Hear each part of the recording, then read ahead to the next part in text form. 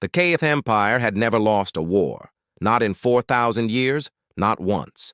They had fought 47 wars across 6 Saint star systems and won every single one. Some wars lasted decades, some lasted weeks.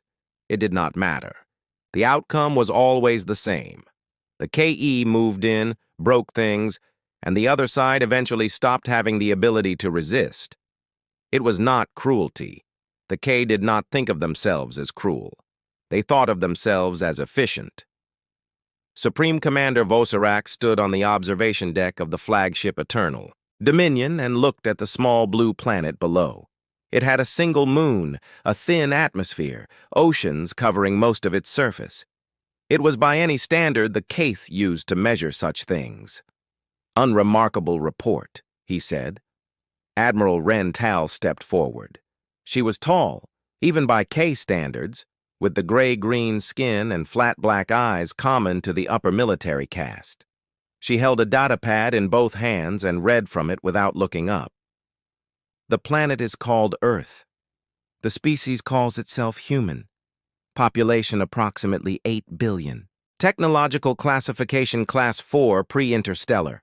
They have achieved basic orbital flight, limited artificial satellites and early fusion energy, no FTL capability, no energy shields, no directed energy weapons of meaningful scale." She paused. "Their military uses chemical propellant projectiles and explosive devices.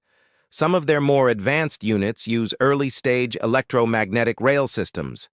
Nothing we have not seen before from a Class 4 species." Vosarak looked at the planet for a long moment, and they refused the treaty. They did. He turned from the window. "Read me what they said." Rennell cleared her throat.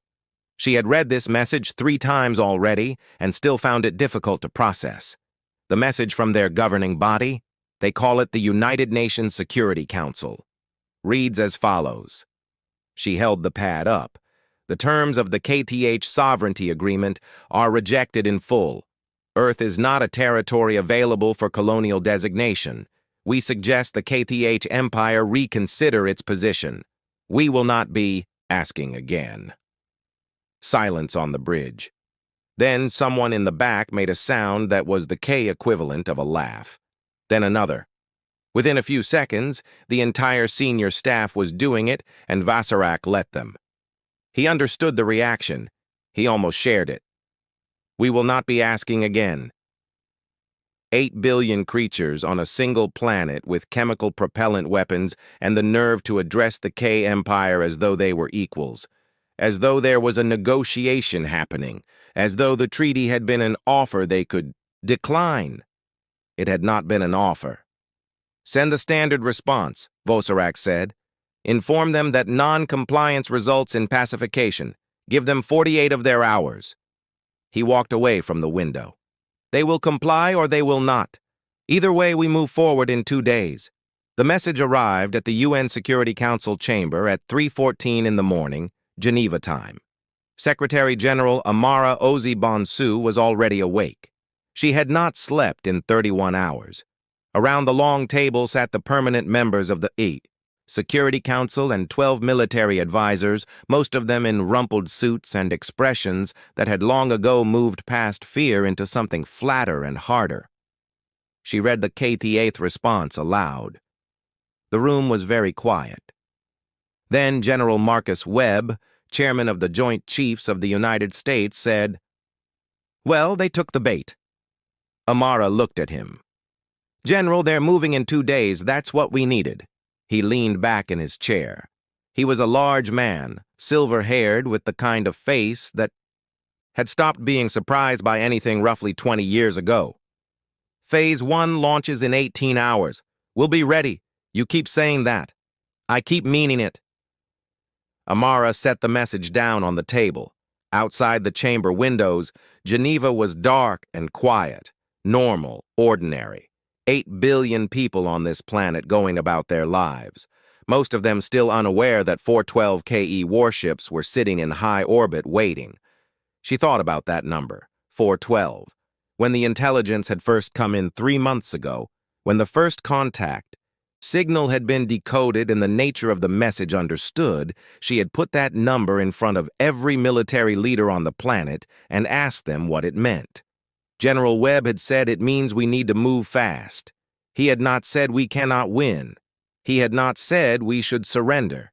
He had looked at the number, and then he had looked at her, and then he had said they needed to move fast. She had asked him why he was not afraid. He had said, "Oh, I'm terrified." But fear doesn't change the math. She had not fully understood what he meant until 3 weeks later when the first briefings came in. When she sat in underground rooms and watched presentations that should not have been possible from a species that had never left its own solar system. When she started to understand that the last 60 years of human military development had not gone in the direction the rest of the world thought it had gone. The KT-8 had looked at humanity and seen a Class 4 species. They had not been wrong exactly. They had just been looking at the wrong things. High Orbit K flagship. 41 hours later, the attack began at dawn local Earth time. The Kaith preferred dawn strikes. There was something psychologically effective about them, even across species. The sun coming up and war arriving simultaneously, it tended to paralyze. 200 warships broke from formation and began their descent. Orbital bombardment, first standard procedure. Disable major population centers, government infrastructure, military command nodes, then surface insertion teams, then the occupation framework. The whole process took between 72 and 96 hours for a Class 4 planet. Vosarak watched from the observation deck. The first strike group reached the upper atmosphere. Then his communications officer turned from her station. "Commander, we are detecting." She stopped, looked at her screen again. "We are detecting launch signatures from the surface. Multiple sites, simultaneously missiles," Vosarak said. He was not concerned. He had seen this before. Class 4 species occasionally managed to get something into orbit with enough velocity to be annoying. His shields would handle it. Standard point defense response. Her voice had changed slightly. The count is another pause. 4216 individual launch signatures and climbing. The bridge went quiet. "That cannot be right," Admiral Reynolds said. "I am reading it correctly." Vosarik turned from the window to look at his screens. The signatures were there. Not missiles in the traditional sense. The heat profiles were wrong. The velocity curves were wrong. The trajectories were wrong. These were not going up in the way things went up when a primitive species tried to defend itself. They were going up with purpose, with coordination, with the kind of dispersal pattern that required significant computation and planning. "What are those?" he said. Nobody answered immediately. Then the first of them reached his forward ships. The device that hit the Keth Spear of Morning was roughly the size of a ground vehicle. It had been built in a facility 300 meters below the Nevada desert. With 412 identical units, over the course of 4 years, it contained no explosive material. It did not need any. It hit the Spear of Morning at 0.003% the speed of light. At that velocity, mass becomes the weapon. The math is very simple and very final. The Spear of Morning had shields rated to handle any known Class 4 weapon system. Kinetic impactors at that velocity were not a known Class 4 weapon system. They were not a weapon system anyone had ever encountered from a species that had not yet achieved interstellar travel because achieving that kind of velocity from a planetary surface required an understanding of physics that a Class 4 species should not have had. The Spear of Morning came apart. Then the second wave hit. Vosarik stood on his bridge and watched his forward line dissolve. Not retreat, not fall back, dissolve. Ship after ship registering catastrophic structural failure in the span of minutes. The projectiles kept coming, thousands of them. His point defense systems were handling some, the ones they recognized as threats, the ones that moved in patterns the targeting AI had been trained to intercept. But the humans had apparently anticipated this. Some of the projectiles moved in completely irregular patterns, not random, irregular, deliberately unpredictable. His targeting systems kept adjusting, and the adjustments kept being wrong. "Pull back the forward line," he ordered. "Get them out of the impact corridor. Sir, we're losing communication with. Pull them back."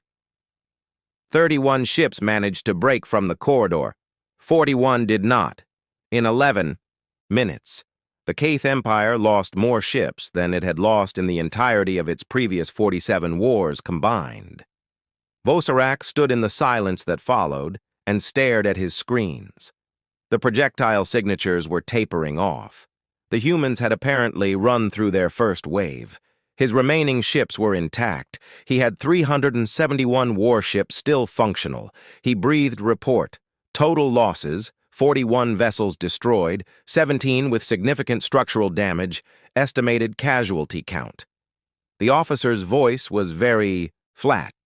Approximately 60,000 K personnel. The number sat in the room like something physical. 60,000 in 11 minutes. From a Class 4 species with chemical propellants and no FTL capability. Vosk looked at his communications officer. "Open a channel to the surface." She did. He stared at the screen and chose his words with great care. "This is Supreme Commander Vosarak of the Kaith Imperial Fleet. You have demonstrated an unexpected military capability. In recognition of this, the Empire is willing to revisit the terms of the Sovereignty Agreement. A ceasefire is." The channel opened. On screen appeared a human woman, middle-aged by the look of her dark skin, gray-streaked hair, a plain suit. She looked like someone who had not slept in 2 days and did not particularly care that she looked that way. She looked at him with an expression he did not have a word for. Calm was close, but it was not calm exactly. It was the face of someone who was not surprised, who had expected to be here in this conversation at this moment and had already decided what they were going to say. She said, "Supreme Commander, I am Secretary General Amara Oansu. I represent Earth." She paused. "That was our test launch." Vosarak did not respond. He was not sure what response was appropriate. "We used it to calibrate targeting data and evaluate your point defense response time." She folded her hands on the table in front of her. "We now have everything we need. I strongly recommend you do not send your ships any closer to Earth." Another pause. "But of course," she said. "That is your decision." The channel closed. Vosarak stood very still. Around him, his bridge crew did not move, did not speak. The screen showed 371 ships still in formation. He had overwhelming numbers. He had firepower that should have been sufficient to pacify 40 planets of this type. He was by every rational measure winning this engagement. He looked at the planet below, blue, quiet, a single moon. He thought about the words she had used. Test launch. He thought about the 41 ships that were no longer on his screens. He thought about the fact that whatever he had just watched, that coordinated, precise, devastatingly effective first strike, had been described by the leader of this species not as an attack, as a test. And for the first time in his 40-year military career, Supreme Commander Vos Eric felt something he did not immediately recognize. It took him a moment to name it. Fear, the Kath Council of 12 met in emergency session 6 hours after the battle. They met on K Prime, which was 11 light years from Earth. The signal lag was significant enough that the full report had taken time to arrive, and during that time, the Council had been operating on incomplete information. Some of them had been asleep when the first alerts came in. Some had been at ceremonial functions. One had been in the middle of a meal. None of them were doing any of those things now. High Counselor Marin Voss sat at the head of the long black table and read the report for the 3rd time. The room was circular with high walls and no windows. 12 seats, 12 faces, all of them carrying the same expression. 41 ships, said Counselor Drethnell. He said it the way someone says a number they do not believe. 41 confirmed destroyed. 17 others with damage that will require docking. Marin Voss set the report down in 11 minutes from a Class 4. Yes. Drethnol leaned back. He was the oldest member of the council, which meant he had lived through more of the Empire's history than anyone else in the room. He had sat in this chamber for the briefings before all 47 previous wars. He had never once sat in a briefing that felt like this one. As Commander Vosek responded to their ceasefire communication, he acknowledged it. He has not yet moved his fleet. Marin Voss looked around the table. He is waiting for direction from us. Good. Counselor Petro, who headed the Military Intelligence Division, leaned forward. She was younger than most of the others, sharp-featured, known for never wasting words. Because what I am about to tell you is going to require us to rethink everything we thought we knew about this species. She pulled up a holographic display in the center of the table. Data cascaded across it. Maps, timelines, facility locations, production numbers. What you are looking at, she said, is 3 years of deep surveillance data that we have been analyzing since initial contact with Earth. At the time, our analysis team classified this data as low priority because nothing in it seemed inconsistent with a Class 4 civilization. We were looking for things we recognized. We were not looking for things we did not know to look for. She highlighted a series of underground facility markers across several continents. These structures were built over the past 60 years. We identified them but categorized them as mining operations, transportation infrastructure, and energy generation. We were not wrong about their surface function, but we missed what was happening below. She brought up a cross-section diagram of one of the facilities. It went down far down. The humans have been building a parallel military infrastructure for 6 decades. Not in response to us. They did not know about us 60 years ago. They built it because of each other. Because their own history taught them that the next war was always coming and it was always going to be fought by whoever prepared the longest and the deepest. Drethnol said they built it against themselves. Yes. And then we showed up. Thro's expression was difficult to read, and they redirected it. She pulled up a new set of numbers. The kinetic impactor program they used in this engagement required a precision manufacturing capability we did not know they had. The targeting algorithms required a computational infrastructure we did not know they had. The launch coordination across 4,000 separate sites required a command and control network we did not know they had. How did we miss this? Someone asked. Because we were not looking for it in the right places. We looked at their public military, their armies, their navies, their air forces. We looked at their satellites and their nuclear stockpiles. We graded them on everything we expected a Class 4 species to have developed. She paused. We did not account for the possibility that a Class 4 species could develop in a completely non-standard direction due to spending 3,000 years at war with itself. Silence, 3,000 years. Marin Voss said their recorded military history goes back approximately 5,000 years, active large-scale warfare for most of it. They have never in their recorded history had a period of global peace lasting more than 75 years. Petro looked at the table. Every other species we have encountered that developed to Class 4 status did so after achieving some form of planetary unity, or at least prolonged regional stability. The humans did not. They developed in a state of perpetual conflict. Everything they built knowing someone else on their own planet was trying to build something better to destroy it. They evolved their weapons technology in a live, competitive environment, Drethnol said for millennia. Yes, more silence. This one. Vasarak received the Council's orders 12 hours after the battle. Hold position. Maintain orbital distance. Do not engage. Wait for diplomatic team. He read the orders twice. Then he looked out at his fleet, still in formation above the blue planet. 371 ships, the largest fleet the Empire had deployed outside of a border conflict in 200 years. Enough firepower to crack the crust of a moon, and they were being told to wait. He understood why. He did not like it, but he understood it. The 41 empty spaces in his formation were his very clear argument. He called his senior staff together. "We hold," he said. No aggressive posturing, no targeting locks, no communications that could be interpreted as threatening. He looked around at the faces in the room.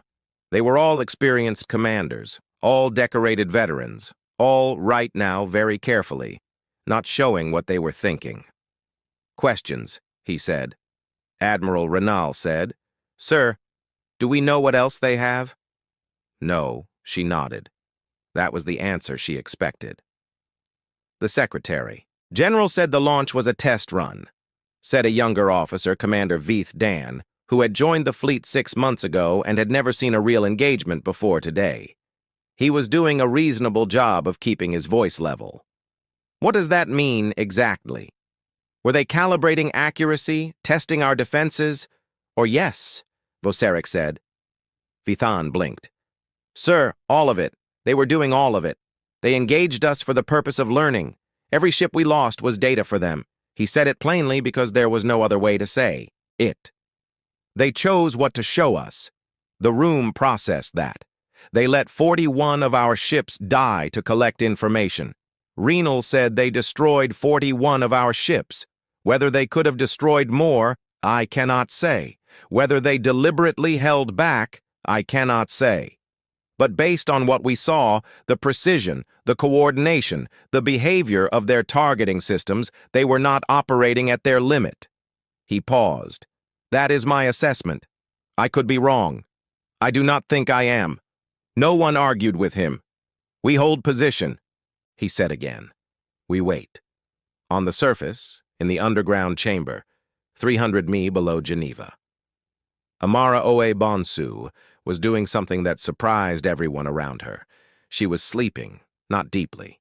She was on a cot in a side room off the main chamber, and she had left instructions to be woken if anything changed, but she was sleeping, which was more than most of her staff had managed.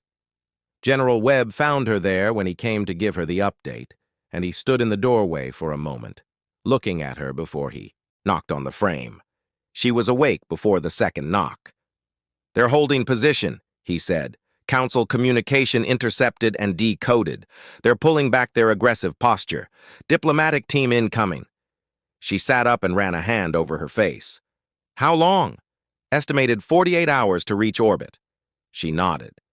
She had expected this. Not this fast. She had planned for 72 hours of continued standoff before the KE decided that whatever humanity had in reserve was not worth finding out about. But 48 hours was not surprising. The Kaith were efficient, and efficiency extended to recognizing when the cost-benefit analysis of a war had changed. "Phase 2, she said. Webb pulled up a tablet and handed it to her. "Teams are already moving. The 4 facilities in the Northern Hemisphere will be active and detectable within 24 hours. We want them to see it before the diplomatic team arrives." "Good." She stood, straightened her suit jacket, and looked at the tablet. Phase 2 was not another weapons deployment. Phase 2 was something more subtle and she thought considerably more important. Phase 2 was letting the Keth see the rest. Not all of it, not even most of it, but enough. Enough to make the conversation that was coming go in the right direction. Enough to make the Keth diplomatic TAC team arrive already doing the calculation in their heads, already asking themselves the question she wanted them to be asking before she sat down across from them. How deep does this go? Because the answer to that question was something she was not going to tell them. Not today, maybe not ever. The 41 ships had been a demonstration. What came next would be a negotiation. And in every negotiation she had ever been part of. In 30 years of international diplomacy, of sitting across from people who had more power and more weapons and more resources than the other side of the table. The most powerful thing you could bring to the table was not what you showed, it was what you didn't. The KE diplomatic shuttle descended through Earth's atmosphere 2 days later. "Ambassador," Cale Red had been briefed extensively on the way. He had read every file the intelligence division could put together. He had reviewed the battle data. He had looked at the facility scans, the production estimates, the revised threat assessments. He had studied images of the Secretary General, read transcripts of her speeches, reviewed her history in international negotiations. He was by any measure prepared. He was not prepared for what the humans had done in the 48 hours since the battle. Because as his shuttle descended, as his sensors passively swept the landscape below, he saw them. 4 massive installations, none of which had been active during the battle, all of which were now running at full power. The energy signatures were extraordinary, enormous, the kind of output that implied infrastructure on a scale that should have taken a Class 4 civilization another century to build. They had not been hidden. They were fully visible to his sensors. They were not even trying to conceal them. They were showing him. He sat in his seat and looked at the readouts and thought about what his intelligence division had said about the underground facilities, about the parallel infrastructure, about 60 years of development in a competitive live-fire environment. And then he thought about the Secretary General's face on the screen 2 days ago. That was our test launch. Calm, unhurried, no performance of threat or strength, no posturing, just a statement, just a fact. He landed at the designated site, the city called Geneva, neutral ground, by human custom. There were no weapons visible. There was a line of human officials waiting for him in the gray morning light. And there, at the front of the line, was the Secretary General herself. She shook his hand, a human greeting gesture he had been briefed on. Her grip was firm. Her expression was the same one he had seen on the screen. That particular form of calm that was not passivity. That was something much more deliberate. "Ambassador," she said. "Thank you for coming, Secretary General," he said. "I hope we can reach an understanding." She looked at him for a moment, and he had the unsettling sensation that she was not listening to what he said so much as watching to see if he meant it. "I think we can," she said. "I think we will." She turned and led him inside. Behind them, 4 energy installations pulsed on the horizon. Cale did not look back at them. He did not need to. The number was already in his head, turning over and over, not letting go. They had deployed 4,000 projectiles in the first wave. Those 4 installations each appeared capable of producing approximately that many. Again, he walked into the building. He was very, very good at negotiation. He was going to need to be. The negotiation lasted 9 days. Cale had been in difficult negotiations before. He had represented the K Empire in 17 formal diplomatic engagements. He had sat across from species that were angry, species that were desperate, species that were calculating. He had sat across from onesie species that had tried to bribe him mid-session with technology they could not afford to give away. He had never sat across from someone like Amara Obonsu. She did not posture. She did not make speeches. She did not remind him even once of the 41 ships. She did not mention the 4 installations on the horizon. She sat across the table with a small team, 2 military advisors, a legal specialist, a translator, and she negotiated as though this was a routine trade agreement between equals. That was the unsettling part, the equals part. The Kth Empire had over 400 member species under its governance. Many of them had negotiated their own entry under varying degrees of pressure. None of them had ever negotiated as equals. The framework of Keth diplomacy was built around the assumption that one side had power and the other side had the option to comply or face consequences. The language of all their standard agreements reflected this. The treaty structure reflected this. Amara rejected the standard treaty structure on the first day, not aggressively. She simply said, "This framework assumes a colonial relationship." "We're not here to discuss a colonial relationship. I suggest we start fresh." She placed a document on the table. Her team had drafted it overnight. Cale Rhett read it carefully. Then he read it again.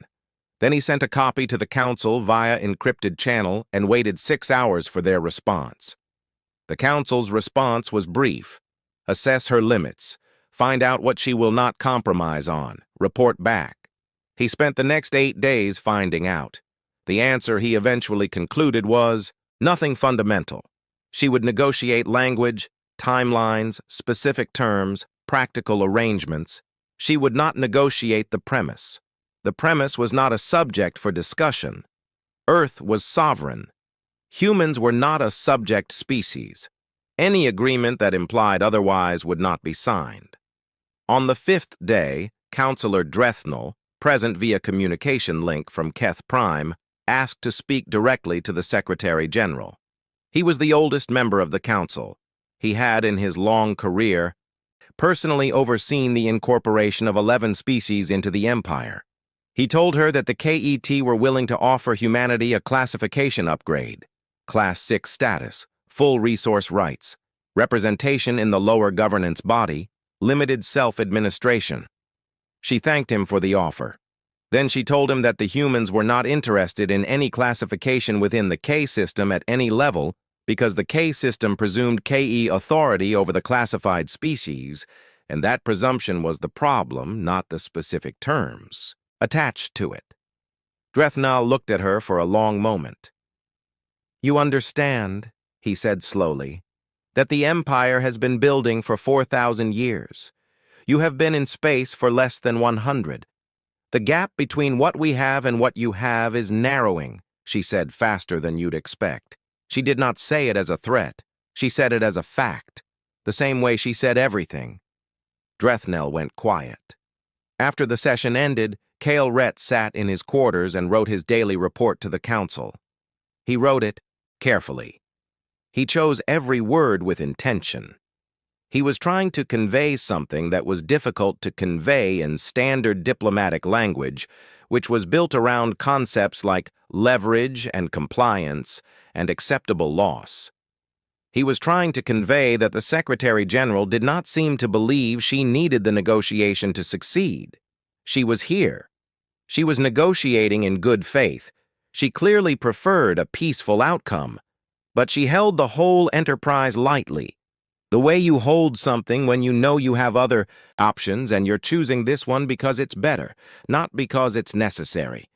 He had never felt that from the other side of a table before. He was not sure the council would understand it when they read his report. He was not sure he fully understood it himself. On the 7th day, General Webb joined the table. He sat at the far end of the human side, said almost nothing, and spent most of the session reading from a tablet. This was Cale Rhett, had learned a negotiating technique the humans sometimes used. Put the person with the most information in the room without giving them a speaking role. Let the other side wonder what they're reading. At the end of the session, as everyone was leaving, Cale Rhett passed close to Webb's end of the table. He glanced at the tablet. Webb didn't move to conceal it. It appeared to be a logistics document. Supply chains, production schedules, numbers in long columns. Webb looked up, made eye contact. "Ambassador," he said. "General, good session today." Cale Rhett looked at the tablet one more time. He couldn't read the specific figures, but the structure of the document was clear enough. The layout, the scale, the number of line items. He had seen enough military logistics documents in his career to recognize one. "Yes," he said.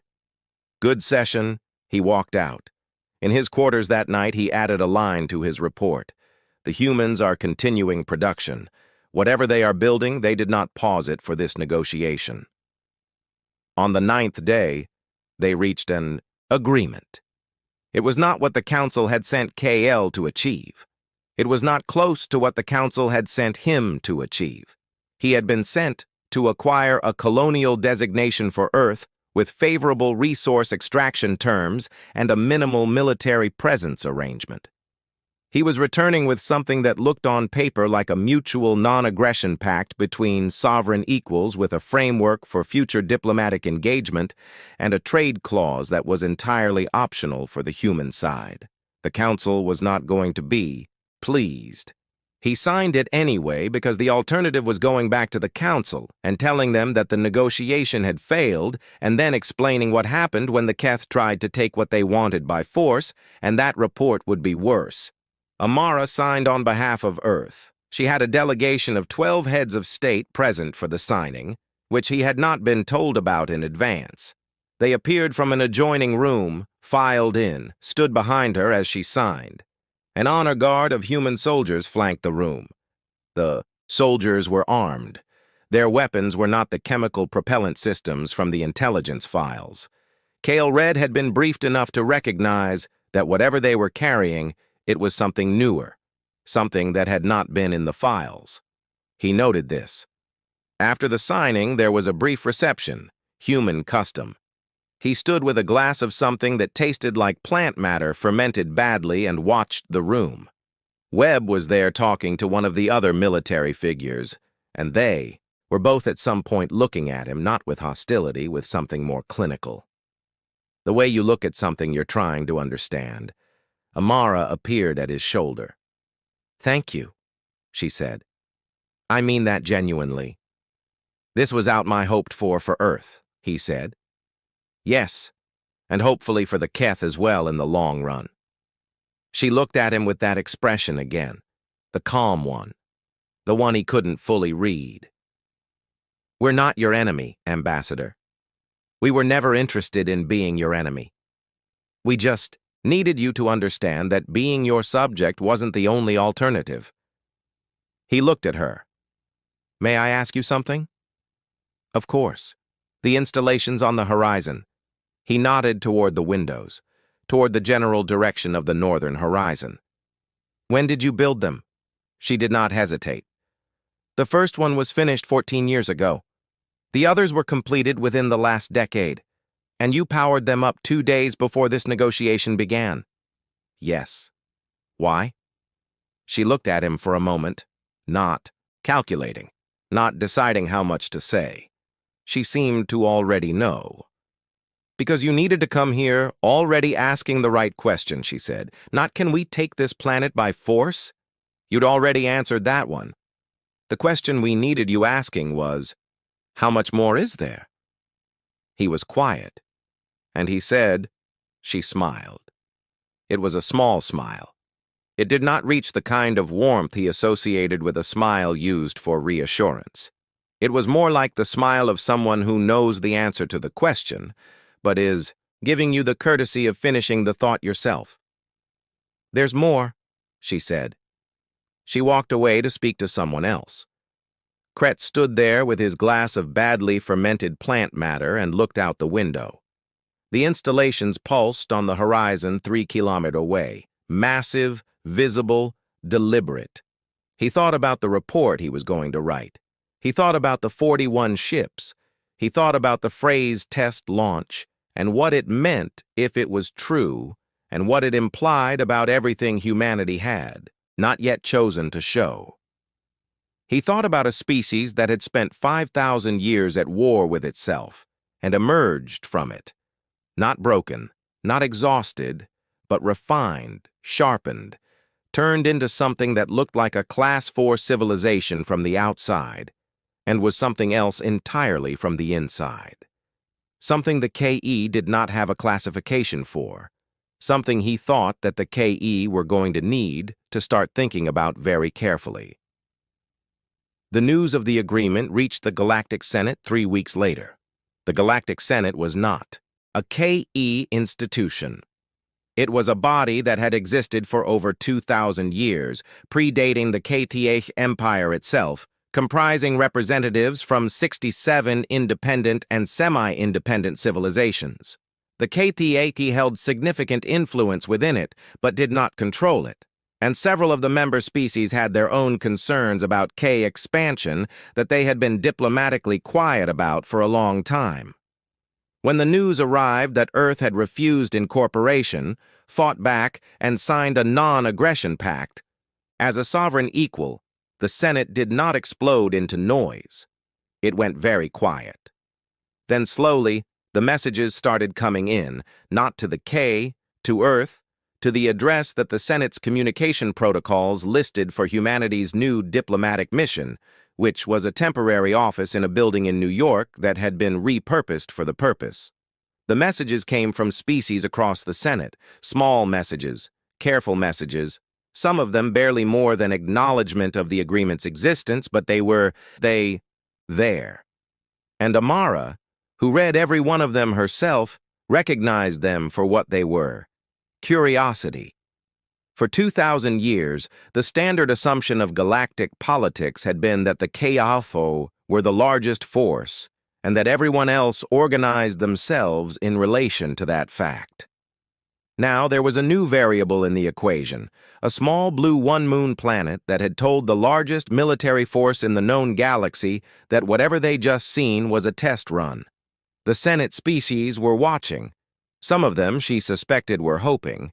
She read the last message of the day, set it down, and looked across the table at General Webb. "We have 47 unread messages from non-Keth civilizations," she said. "Some of them are from species that have been incorporated into the Empire but retain observer status in the Senate." Webb looked at her, reaching out. Yes, he was quiet for a moment. Then, Phase 3. She looked at the stack of messages.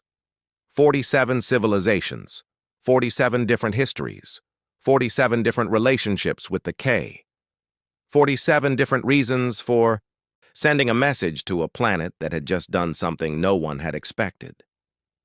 "Not yet," she said.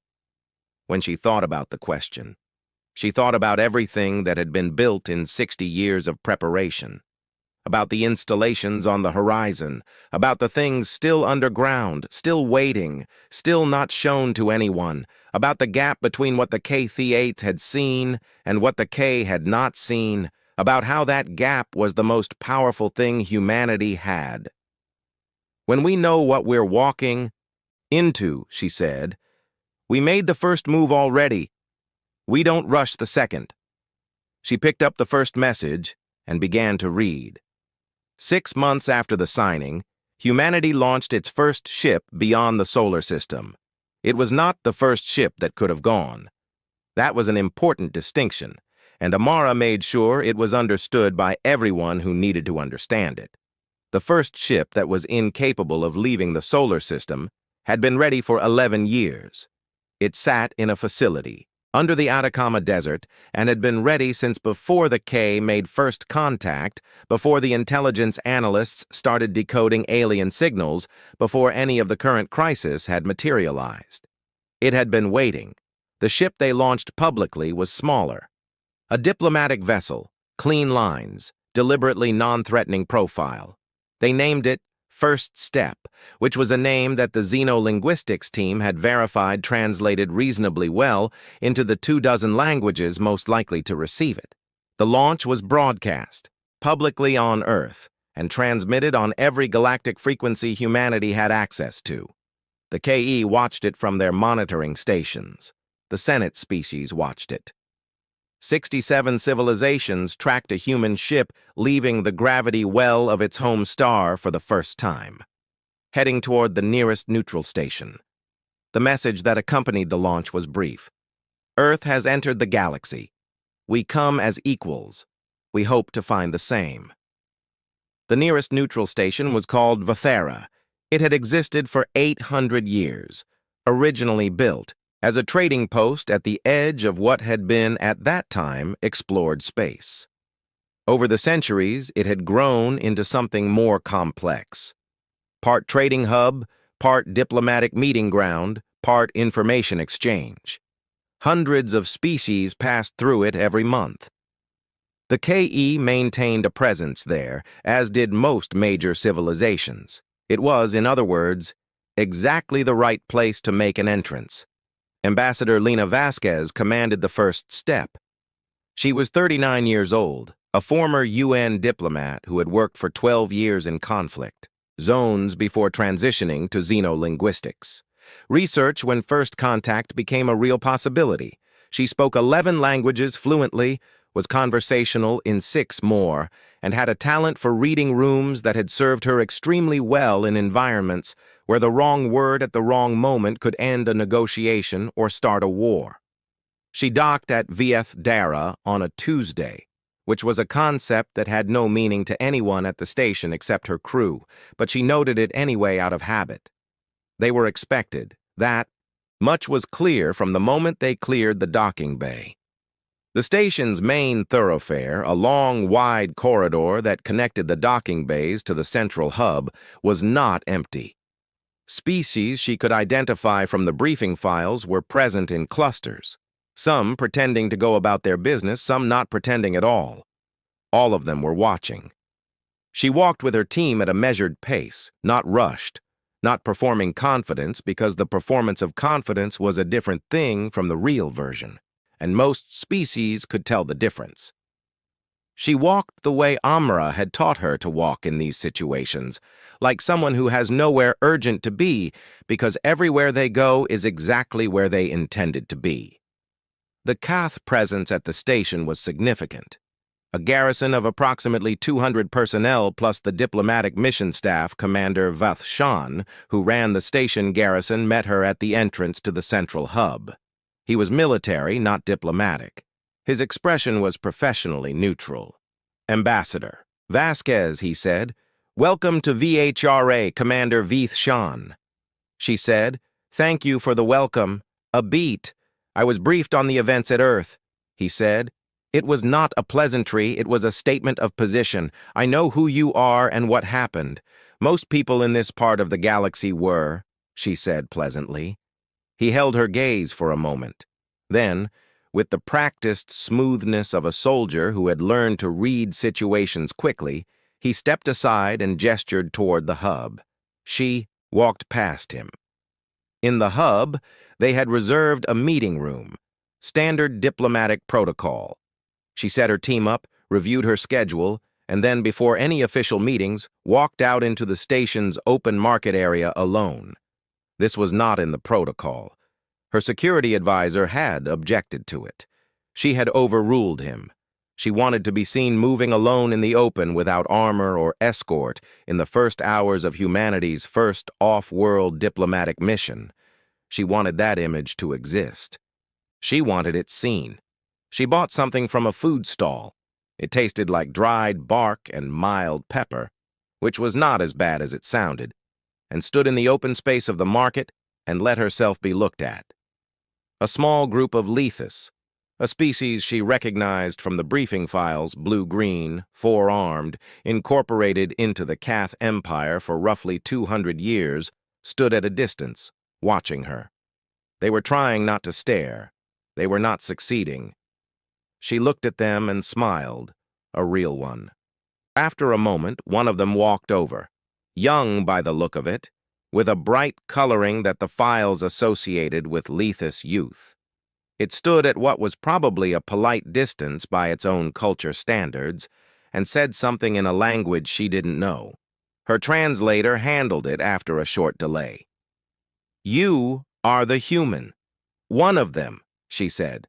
"There are about 8 billion of us, give or take." The translator managed this. The young Lethus made a gesture she didn't have a file reference for. "You fought the KE," it said. "Yes." And they stopped. "We reached an agreement," she said carefully. The Lethus made the gesture again. After a moment, she decided it was probably the equivalent of a raised eyebrow. Skeptical or maybe just curious. Our elders say nothing makes the Keth stop. It said she thought about what to say to that. She had prepared many things to say in many situations. This particular situation, standing alone in an alien market on a space station, talking to a young member of a conquered species, had not been specifically scripted, she said. Maybe they found something worth stopping for. The Lethus looked at her. Then it made a third gesture, one she also didn't have a reference for, and walked back to its group. There was a brief, intense conversation she could not hear. Several of them kept glancing at her. She finished her dried bark food and went back to the meeting room. The official meetings began the following morning. In 3 days, Vasquez held 17 formal sessions with representatives from 9 different wheat species. Most of them were nominally there to discuss trade frameworks and communication protocols. That was the surface purpose of the meetings. The real purpose was assessment both ways. She was being assessed by everyone she sat across from. They wanted to know what humanity was, whether the events at Earth were a fluke, a stroke of unusual luck, or something that represented a genuine shift in the power structure of the galaxy. And she was assessing them back. She was looking for the shape of the space humanity was entering, what the fault lines were, what the old grievances were, where the Keth were resented, where they were feared, where they had genuine support, what species were waiting quietly for a change they didn't dare name out loud. She found more than she expected. The Letha's formal representative, the elder of the station's diplomatic mission, very different from the young one she'd spoken to in the market, was careful and measured, and said almost nothing of substance for the entire first meeting. But at the end of the session, he stood and said, "Your Secretary General," she said. That was the beginning. What did she mean? Vasquez looked at him. She meant that the capabilities you saw during the engagement at Earth represented an early stage of our development. Early stage, he repeated. Yes, he processed this. How early? She smiled the same way Amara had smiled at Kale Rhett, Small already knowing the answer. We're young, she said. We're just getting started. He sat back down. He did not ask another question for the rest of the session. On the 4th day, the Keth requested a private meeting. Commander Beth Shan came himself without staff and asked for the meeting to be off record. She agreed to both conditions because agreeing to them cost nothing and denying them would cost something. They sat in the small room off the main corridor. He looked at her for a moment before speaking, which she had noticed was a KE habit in situations where they were uncertain of their ground. I want to ask you something directly. He said, please do. The Secretary General said the engagement at Earth was a test launch. Is that true? Yes. He leaned forward slightly. What were you testing? She had expected this question. She had prepared for it. The answer she had prepared was technically accurate and completely useless to him, which was the point. Response times, she said. Point defense behavior, communication patterns between your ships under fire, sensor, protocols, fleet cohesion under unexpected attack vectors. She paused. We learned a great deal. He was quiet. We also learned, she said, what we did not need to deploy to achieve the result we achieved, which was also useful information. Another silence. How much do you have? He asked, not aggressively, genuinely. The question of someone who had been thinking about this for 6 months and had not found a satisfying answer. She looked at him. Commander, I think you already know I'm not going to. Answer that. I know. A pause. I thought it was worth asking. She nodded. I understand. He stood. Then at the door, he stopped. Your Secretary General. He said she came to the negotiation as if she expected the outcome she got. She did because she knew what you had, because she trusted that what we had was sufficient. Vasquez said, there's a difference. He looked at her for a moment, turned it over, nodded once, then he left. She sat alone in the room for a minute before going back to work, because she trusted that what we had was sufficient. The honest answer was slightly different. The honest answer was that Amara had done the math 60 different ways and reached the same conclusion every time. That even if the Keth refused to stop, even if they pushed harder, there were enough layers of what humanity had built, that the equation stayed the same. But the thing Sean needed to believe was not just that humanity had enough. He needed to believe that humanity knew it. That the confidence was not a performance. That When Amara stood in front of a fleet of 400 warships and said this was a test, she wasn't bluffing. And the truth, the actual complete truth, was that she wasn't. On the 7th day at Vera, Vasquez received a message from Amara. It was encoded in the new protocol they'd established, the one that used a rotating cipher system the cryptography team had spent 4 years developing. The KTH could intercept the signal. They could not read it. This was also in a small way a demonstration. The message was short. The Senate has formally requested an observer status hearing for Earth. They want to discuss the non-aggression framework and whether a new diplomatic classification is needed for a species that does not fit the existing categories. There is no category for what we are. They're going to have to make one. That's good. Come home first. We have work to do. Vasquez read the message twice. Then she looked out the small viewport in her quarters at the station's docking bay and beyond it at the stars, a new category. She thought about what that meant about a 2,000-year-old Senate that had organized itself around a set of assumptions and what happened to those assumptions when something turned up that didn't fit them. About 67 civilizations reassessing their positions because one small blue planet had told the largest empire in the galaxy that the attack they had just witnessed was preliminary. About the 47 messages Amara had received. About the Lethus Elder asking what the beginning meant, about Commander Vithshan asking how much they had. About the fact that none of them knew, not really, not fully, and about the fact that humanity intended to keep it that way for as long as possible because the unknown was more powerful than the known. And they had learned that lesson the hard way across 5,000 years of doing it to each other. She closed the message. She started packing. They had work to do. The Senate Observer Status hearing was held on a station called Arlmore Mora, which orbited a dim orange star at the edge of the second explored arm of the galaxy. Errol Mora was old, much older than Vithera. Its corridors had the quality of things built by many different hands over many different centuries, additions and expansions and modifications layered on top of each other until the original structure was buried somewhere in the middle. It smelled like metal and old atmosphere and the accumulated residue of thousands of species passing through over 2,000 years. The Senate chamber itself was at the station's core, circular, 67 seats, arranged in concentric rings around a central speaking floor. The ceiling was high enough that the upper rings were in partial shadow. It had been designed for a species that didn't exist anymore.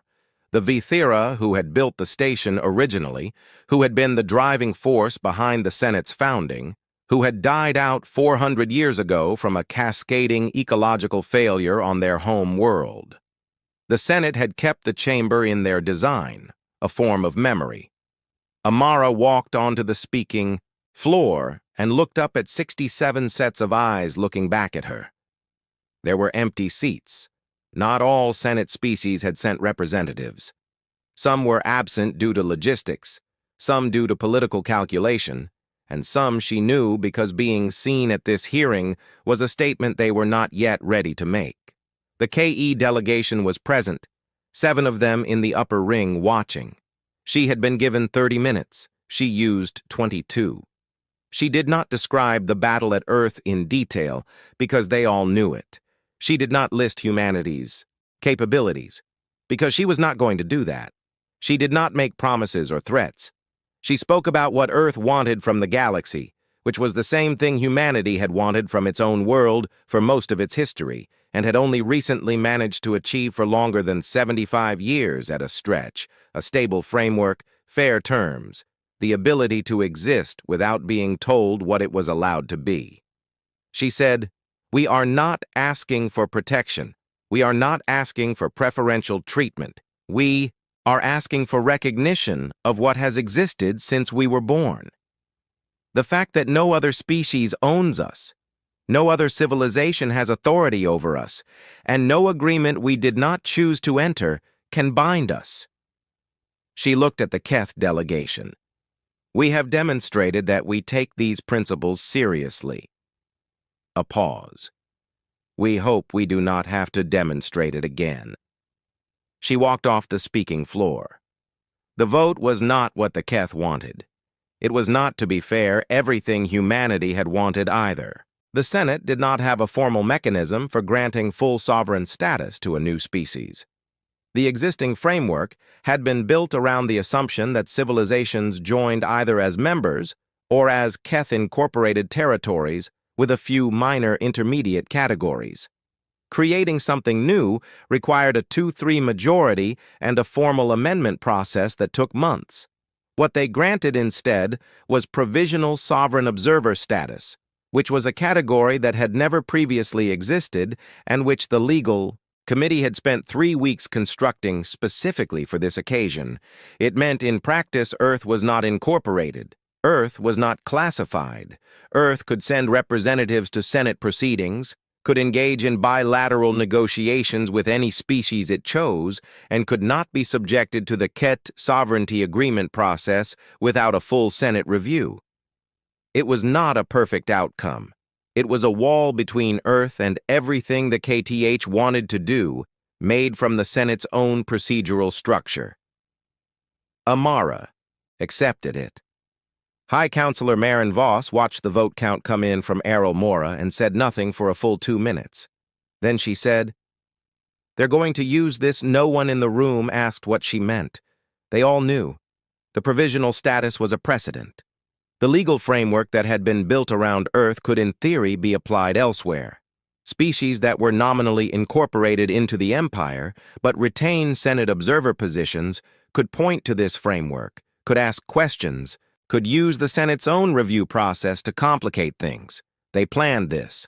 Counselor Pethro said she had been saying variations of this sentence for 6 months, not the specific outcome but the shape of it. They moved toward the Senate because they knew what it would do. What it would do, Maren Voss said, is exactly what it was designed to do. The Senate was built to prevent any single civilization from unilateral domination, including us. A pause. We allowed it to exist because it was manageable. Because no species has ever come in from outside and used it as a tool rather than a forum, until now. Until now.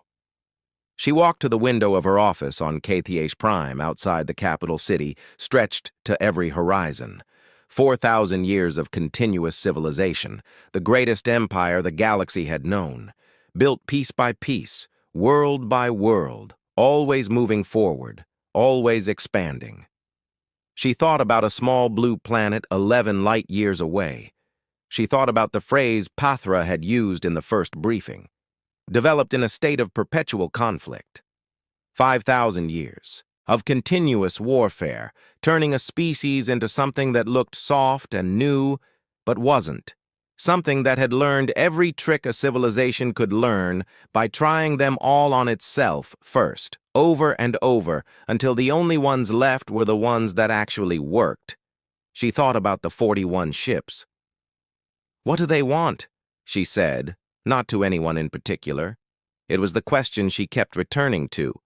It was, she had come to believe, the most important question, not the immediate diplomatic objectives. What do they actually want?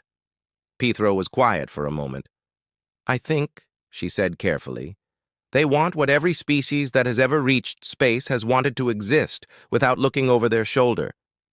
They don't look like they're looking over their shoulder. No," a pause. "They don't." 3 years passed. In that time, 6 species with incorporated status in the K-8th Empire requested formal review of their classification under the new Senate framework. 2 of them cited the Earth precedent explicitly. None of the reviews succeeded in changing their status. Because the legal mechanism was new and slow, and the KE were experienced at working within Senate procedures, but the requests existed. They were on the record. Meanwhile, 3 human diplomatic missions established permanent presences at major Senate stations. Human trade agreements with non-Keth species grew from 0 to 47 in 36 months. First step was followed by 4 more vessels, then 10, then a permanent relay service between Earth and Aomora. And quietly, without announcement, The underground facilities on Earth kept running. General Webb retired after the second year and was replaced by General Yuko Tanaka, who had spent the previous decade running the production oversight for the Kinetic Impactor program. She was small and precise and had a habit of answering questions about production capacity with numbers that she delivered in a tone that made it unclear whether they were reassuring or alarming. Most people who heard them felt both things simultaneously. She appeared at her first Senate briefing alongside Ambassador Vasquez, and the Keth intelligence officer in the room watched her and sent a report back to Keth Prime that said simply, "The new one is also calm." In the fourth year, a KE border fleet encountered a human survey vessel in a region of space that both sides had unclear claims to. The survey vessel was not a warship. It was crewed by 7 people and equipped for geological and atmospheric analysis. It should have been by any standard a minor diplomatic incident. The border fleet commander sent a standard challenge. The survey vessel responded. The exchange was brief. The border fleet commander: "You are in a region designated under KET survey rights. State your authorization." The survey vessel: "We are conducting geological survey under Earth's Independent Territorial Assessment Program. We have the relevant Senate documentation. Transmitting now." A pause, while the documentation was reviewed. The border fleet commander: "This documentation references a provisional status category. It is not recognized under KE territorial law." The survey vessel: "We understand we are operating under Senate framework. If there is a conflict, we suggest a Senate review process. We are happy to flag this for the next session." Another pause. The border fleet commander had 40 ships. The survey vessel had 7 crew members in a rock drill. He looked at his screens. He thought about the 41 ships. He thought about the briefings that had been circulating for 4 years about what humanity had and what it was still building and what had still not been shown to anyone. He thought about what the report would say if he filed it as an incident. He said, "We will flag it for Senate review. Thank you." The survey vessel said, "Safe travels." The border fleet moved on. Amar Osib Bansu retired 5 years after the signing. She gave a brief address at the UN before she left office. And the part that was most quoted afterward was the last part. She said, "We didn't win anything. We never thought of it as something to win. We built something over 60 years. Because our history taught us that the world does not become safe by hoping. It becomes safe by making it expensive to be unsafe. We made it expensive. We kept making it expensive. And we were patient, which is the hardest thing to be when the clock is running." She paused. "The galaxy is very large and very old, and most of it has decided what it is already. We haven't. We're still deciding. That's not a weakness. That's the whole advantage. An open question is harder to answer than a closed one. We intend to stay an open question for as long as possible." She stepped back from the podium. General Tanaka was in the audience. Vasquez was there by video link from Errol Mora. And in the upper gallery, in the seats reserved for diplomatic observers, an unusual presence at a domestic address was a Lethis representative, young, bright coloring, the same one from the market at Vera. He had come a long way for a retirement speech. In the 10th year after the battle, the KTH Empire's Council of 12 convened a closed session on a topic that had not previously appeared on their formal agenda. The topic was strategic reassessment of expansion policy in light of the Earth situation. High Counselor Marin Voss was no longer on the council. She had retired 2 years prior. Her successor, Counselor Brenvais, opened the session by putting 3 numbers on the board. The first number was the current size of the human diplomatic presence in the galaxy. It had grown from 1 station to 23. The network they had built was functional, active, and deeply embedded in the Senate structure. The second number was the revised estimate of human production capacity. The Intelligence Division had updated it 3 times in the past decade. It kept being larger than the previous estimate. The third number was the count of species that had formally cited the Earth framework in their own status negotiations. 14. Not all of them had succeeded. Some were still in process. But 14 species had looked at what Earth had done and decided to try.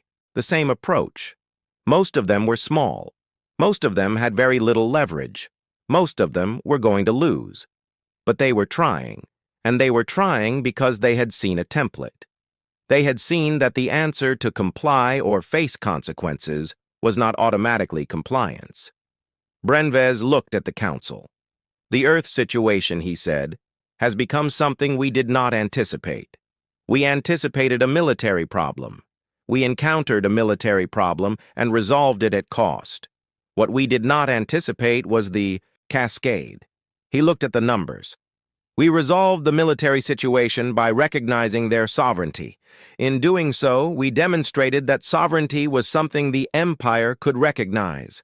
14 species have taken note. A pause. What we are discussing today is not Earth specifically. Earth is a single planet.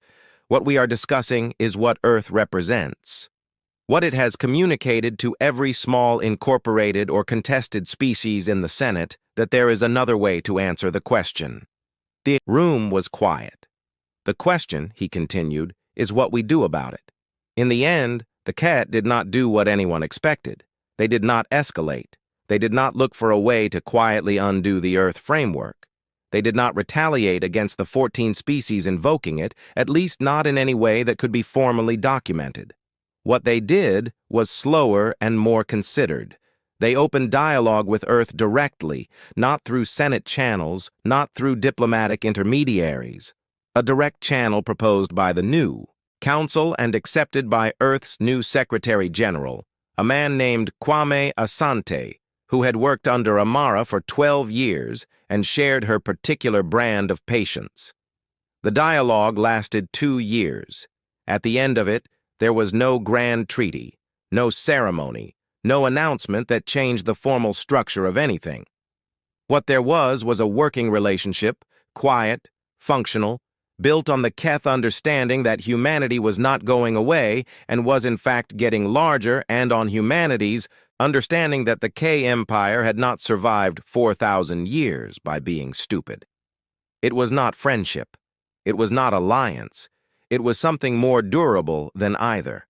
Two civilizations that had looked at each other clearly, calculated accurately, and chosen not to find out what the alternative looked like. On Earth, in the facility 300 meters below the Nevada desert, the first ship that had been capable of leaving the solar system for 20 years was still there. General Tanaka visited it on a Thursday.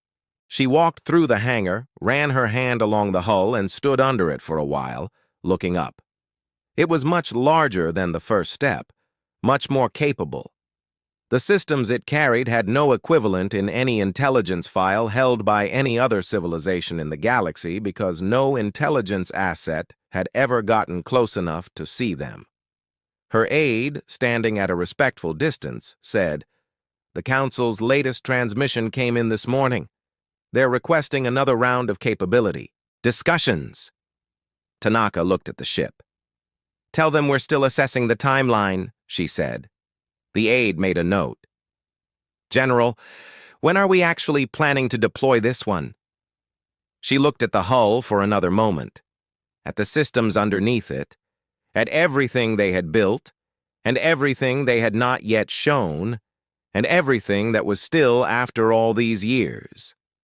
An open question. "When we're ready," she said. She walked out of the hangar. The ship sat in the dark and waited, as it had always waited, as everything humanity had ever built for this moment had waited, patient, unshown, turning slowly from preparation into something the galaxy did not yet have a word for. A species that had learned from 5,000 years of teaching itself the hardest possible lessons that the most dangerous thing in any room is not the largest thing. It is the thing that knows exactly what it is and has not yet decided to show